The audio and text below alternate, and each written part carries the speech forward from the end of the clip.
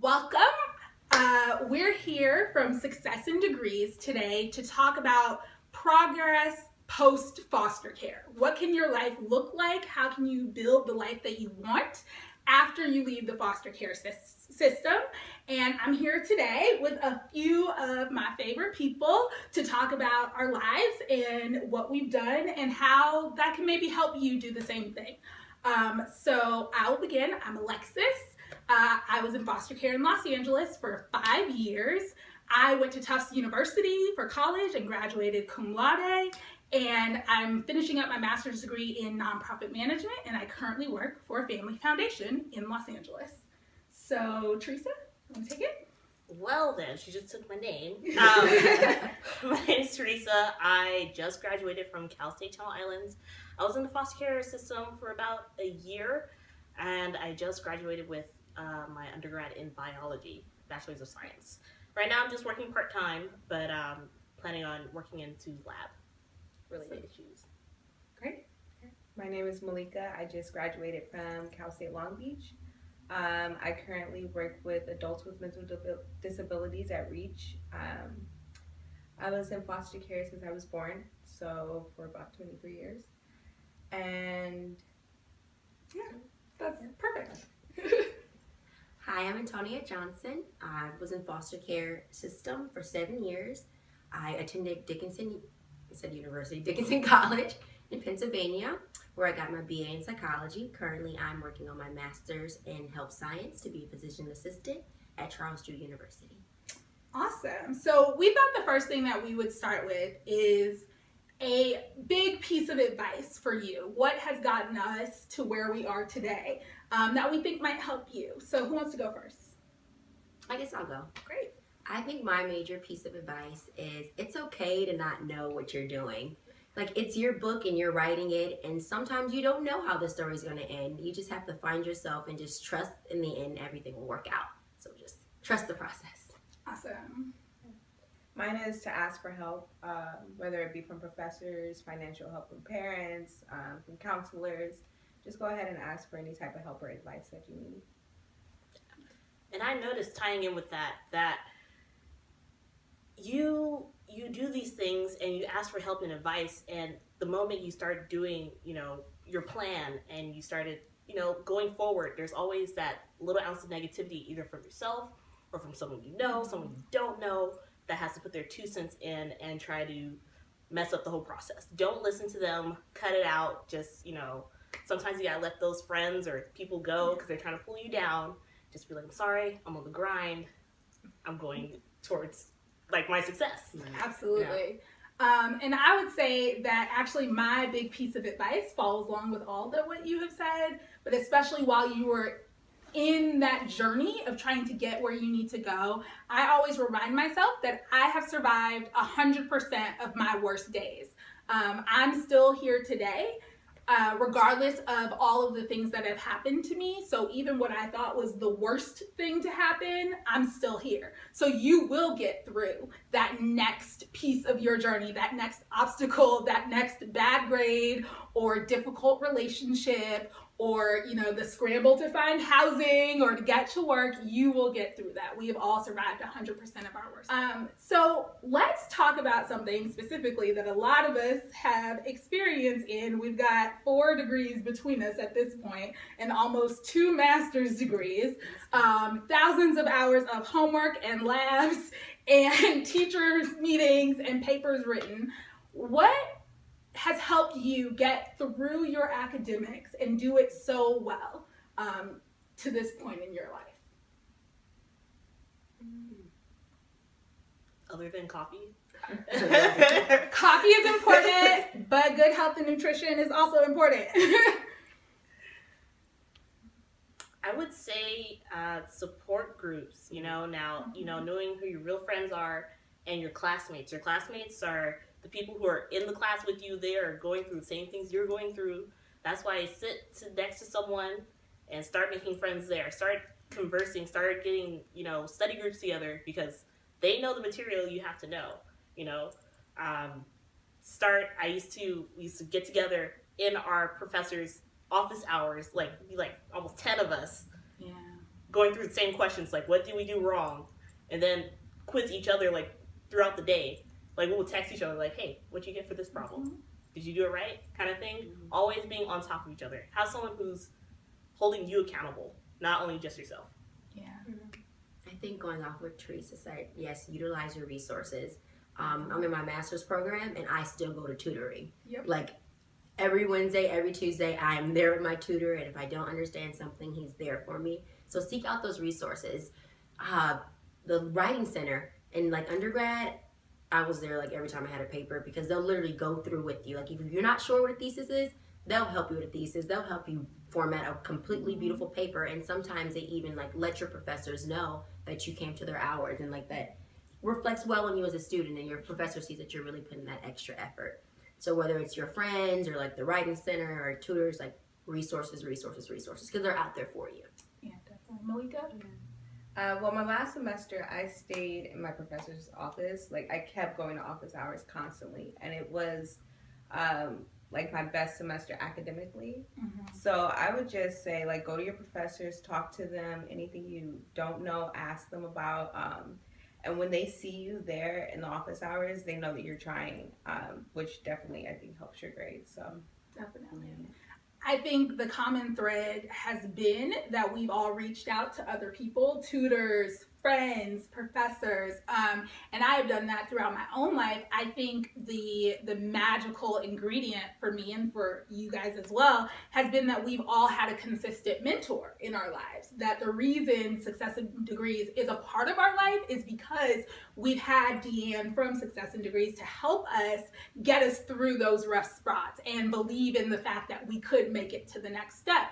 So I would say that as you are thinking about your academic journey and you want to go to college, you want to be a physician's assistant, you want to work with youth and adults who need that outreach, whatever you want to do, look around you and make sure that you keep in touch with those people who are there to help you in that journey. There's always someone in our lives. It may not be a specific person who says, I'm your mentor, but it may be a teacher that was interested in you. It may be an aunt that, says, hey, if you need help, let me help you.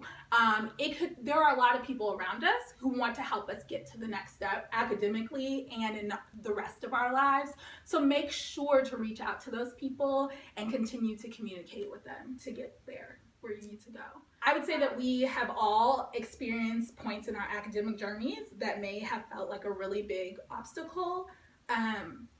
Do any of you want to share a story maybe about something that has happened that you were able to work through?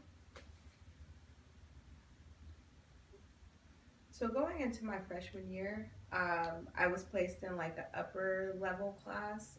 I was an English lit major. So I was in this upper division class, and I'm sitting there and everyone has all these answers and they're talking, and I'm just over here like, I barely got through the book. Like, I didn't know what was going on. So I think I passed the class with a C, and I felt very defeated. I was like, do I even need to be here? What's going on? So I went back, and I started with my lower level classes, and I really worked on my writing, and I took the same course and I got an A. The point of the story is that college is going to like knock you down, and sometimes you're not going to feel like the smartest person in the room, but it's important to know that all you need to do is work a little harder. And the point is that, you don't have to be the smartest person in the room. You can work at it. So. Definitely. I know that we've gotten to college and through college, which is a feat in and of itself. It can be hard to think back to those days in high school when we kind of didn't know how we were going to get it done. I remember when I was in high school, my foster home was across the city from the private school that I ended up going to for high school. And I had to get on the bus at like 5:30 in the morning, I think it was, to get to school every day and then to get home at the end of the day. And I say that to say that I'm not any different or more special than anyone else. It was a decision for my future that I felt was absolutely necessary, and I was the only one who could do it. And I think that we are all faced with those situations at some point. There is a lot of things that you can't control in life. You can't necessarily control where you live, can't necessarily control who's going to be around you sometimes, but academics was one thing that we all really put our energy into and tried to make sure that we got what we wanted from our academic experiences. And we encourage you all to do the same. It's really important.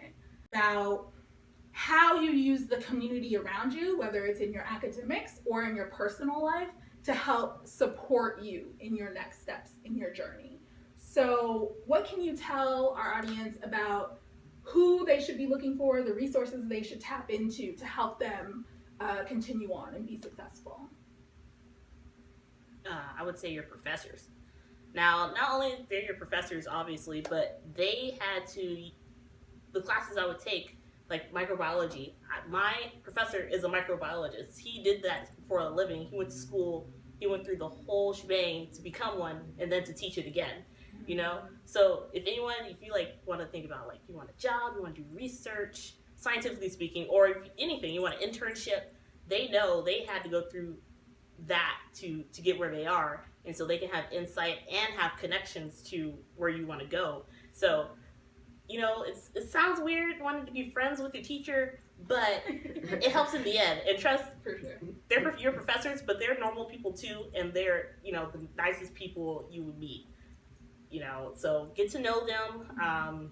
Definitely, you know, visit your teachers even when you don't even have questions. You're like, hey, I just want to touch base with you. Am I doing well in the class? But how was your experience in the field? You know, things like that, and get your opinion on them. They're really good. They're like side job therapists. They're your academic therapists, really. Yeah. They can help you plan out your whole academic journey. And get you connected to internships or studying abroad, which I know some of us did, and to get those new experiences that you need. How else did you all use your communities to help you move forward, either academically or professionally or personally? I think definitely finding clubs or organizations that kind of give you that break from just being completely academic, because this is your life and you don't just want to exist, you want to live, you want to have fun. So find things that you enjoy doing. She has a vlog. I didn't even know she had a vlog, and she like, that's exciting and fun. Or you can join, like, there's like sewing clubs. I know that sounds a little weird, but people sew. There's like any interest you have, especially today with the internet, like there's someone out there that does the same thing and you can reach out. So whether it's on the internet or even your school, I'm pretty sure there's like millions of clubs and organizations. Like there's anime clubs, there's cultural clubs, there's hiking clubs, there's like cooking clubs, there was like a Quidditch club, you know, those are a thing, but anything you like, just, and it's a great way to meet people and just to feel connected. Malika, how do you use your community? So there are different resources available on campus for foster youth. So there's the Education Opportunity Program, EOP. At Cal State Long Beach, they had just started a Guardian Scholars Program. These programs helped me financially. They helped me with scholarships. They helped me when I got out of college trying to get a job. You really form connections with these people in these programs because they want you to succeed. So just going forward out in college and outside of college, I still keep in touch with them. Yeah, I would say, I think speaking of programs and resources, I think the most important thing that I've seen from myself and from other, you know, youth who have been in foster care is that speaking up about your situation can help you. You never know who has access to the grant money, the book money, the travel money, the programs and internships that you need to really be the best that you can. I will share a quick story that we have worked together before and talked before, and the last time we were together, Theresa said something about going to see the People's Choice Awards, right? Or the Teen Choice Awards. The Teen Choice Awards. And, you know, we were just talking, and it was, you know, just part of the conversation. And like a day later, it comes through my email inbox from a colleague that they had extra tickets to the Teen Choice Awards. And I'm like, who just told me they wanted to see the Teen Choice Awards? And I remembered that it was Theresa. So I called up our mentor, Deanne, and I said, hey, can Theresa go to the Teen Choice Awards? We have tickets. Theresa, did you go? Yes. Exactly. I got an email, and I'm like, what is this? Like, this is weird. Like, What? Exactly. I went. It was amazing. It was you. Thank That you. was me. It But was it awesome. wasn't me. It was a colleague of mine. But that's my point, is that when you speak up, when you tell people what you need, what you want, what you're looking for, when you ask questions, they will help you out. So I would say definitely please remember to speak up. I would like us all to leave you with something that I think is really important. I think self-care is really important. I think especially for those of us who have been in foster care, who are still in foster care, it's necessary to take time to take care of yourself. It's really important for your health, for your mental well-being. So our last piece of advice, what's one thing you do for self-care? Self-care. I'll go. Yeah. They have yoga on the beach in Long Beach, and that is like the ultimate self-care for me. Awesome. So, Wow, self-care is such a complicated term. Well, I would say exercising. I would go with a friend to the gym when I was in college, and she would kick my butt in every sport possible because I'm not good at sports. But I got out there, I laughed, I fell. You do that. Make a fool of yourself.